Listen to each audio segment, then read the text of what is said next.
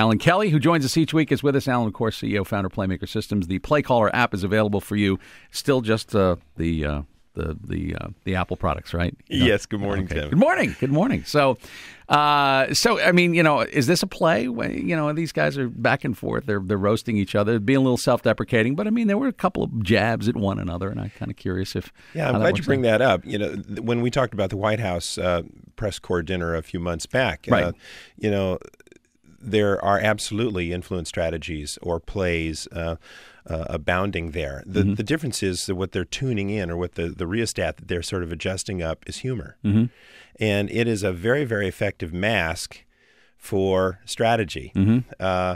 And it also caters to the cruel reality that in this society right now, entertainment really, really matters. I'm from Silicon Valley, where I have worked and counseled many a software firm on, how to position or deposition a software product, and we often and they don't.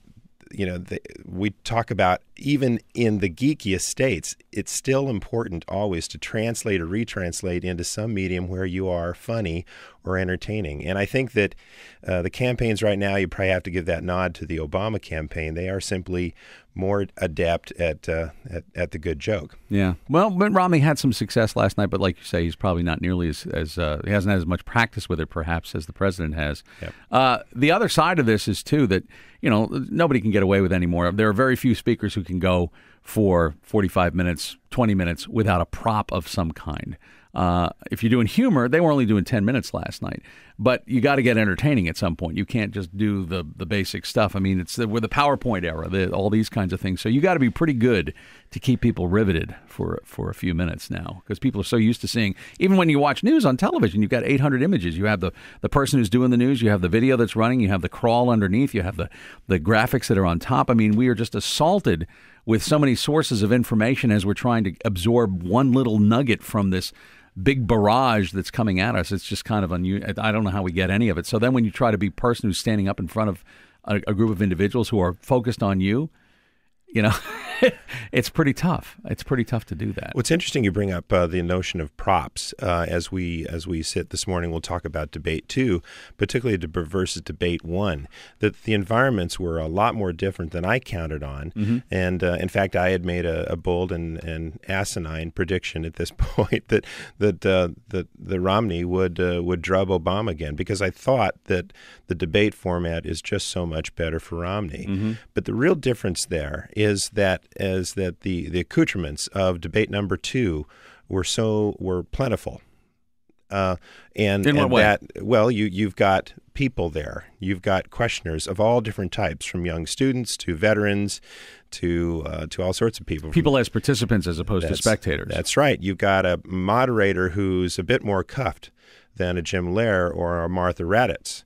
Who just can't quite control or drive the debate as the other two have. You also have something here that you don't have in the first two, which is the body language, the movement toward and away from each other. Yes. The angle of the discussion, because you want to include the people who are in the room, but you also are deciding when you're going to look at your opponent, when you're going to look at the moderator, and all of that, I guess, plays into how this turns out for people. And I think it's fair to say that Mitt Romney is not quite so good in the physical space. I almost thought about it as basketball, where they're sort of playing. This was basically street ball. No fouls, no whining. I heard an interesting observation on that yesterday. Rich Lowry on basketball. No, on what you were talking about, the way that they did it, because Mitt Romney, Rich Lowry was on with Pete Dominick yesterday, said that when Mitt Romney is untethered from something where he feels comfortable, like a lectern, it takes him away from that anchor that he has, and so he gets out there and he starts moving around, and he sort of loses his,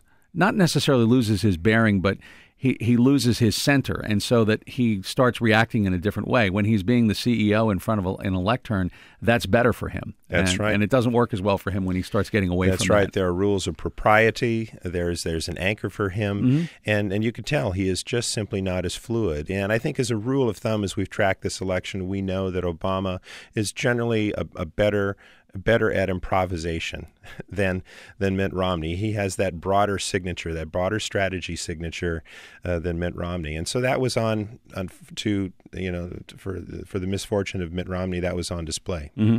Now, to the point, there was a lot of live tweeting going on during this, including us, including you. Well, that's what I meant, and that's what I was going for. I mean, what kind of observations were you getting? What sort of what were people telling you during this? I mean, they were getting a sense of the plays, or was it much more? Because one of the things that we discussed after the debate when we did our post show here is that it seemed to be a fault line debate. That is, if you were a Republican, you might have admitted that President Obama did well, but more often than not, the real fans of President Obama thought he did much better, and the real fans of Mitt Romney thought that either he did better or that the president didn't play by the rules. It was not quite the same as in the first debate, where you had a clear sense that President Obama didn't really show up for it.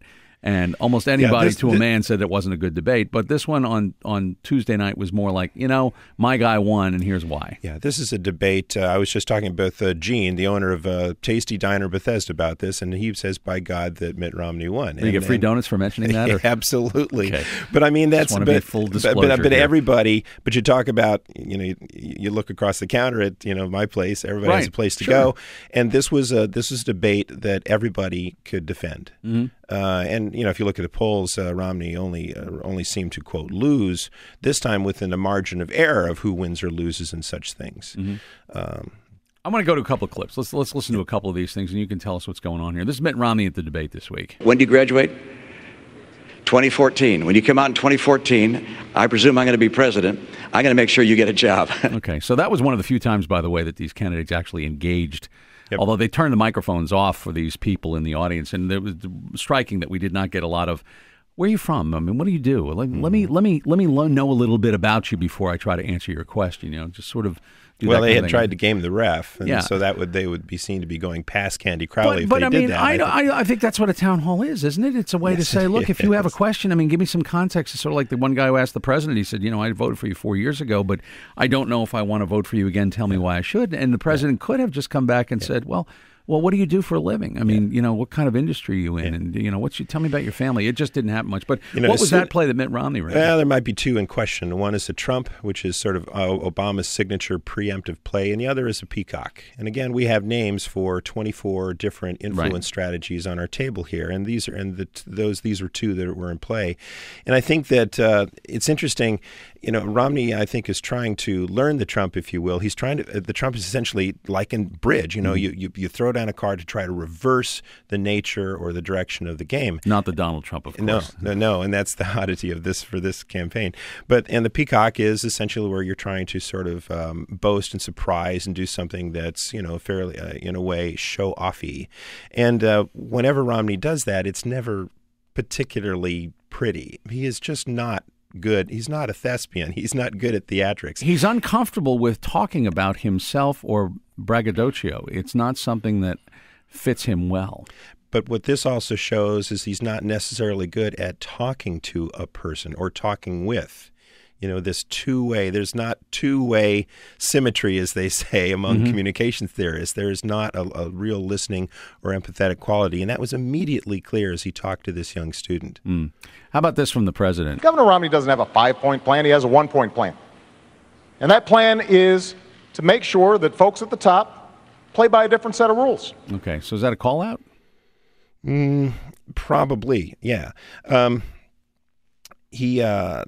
He's trying to boil down something into this learnable, sticky phrase, and it was a soundbite. It was the one that lived beyond the debate. Yeah, we call it a label. Okay, and labels are abound here in the political sphere. Everyone is looking for some way to very quickly reduce their complex thought, Bill Clinton style, into something that's very, very memorable. And so Obama did that. It was probably rehearsed, but it was delivered, I think, relatively well. Mm-hmm. Let's get one more from the president. Governor Romney was a very successful investor.